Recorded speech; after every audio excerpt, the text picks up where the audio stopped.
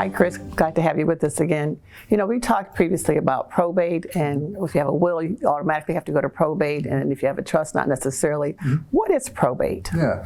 So probate is a court process where basically if you haven't created your own rule book, a comprehensive estate plan, the courts have, or the government has a rule book for you. And you could end up in probate while you're alive, as well as when you pass away.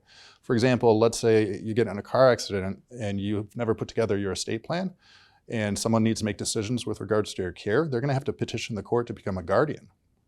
And if you happen to have money, they're going to petition the court to also become a conservator. And the way you avoid that is by having a financial and medical power of attorney. Then also we have probate upon death, and most people are more familiar with that.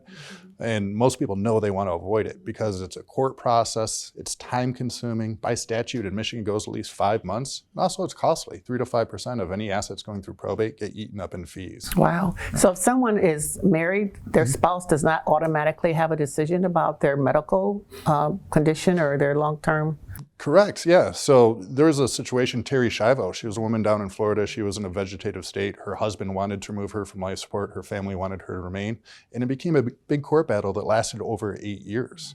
She didn't have any medical power of attorney. So yeah, even if you're married, or even if you have adult children, you need to put together at least those disability documents, the financial power of attorney and the medical power of attorney, to avoid the guardianships and conservatorships. And then they go to probate, or the attorney will then file them upon your...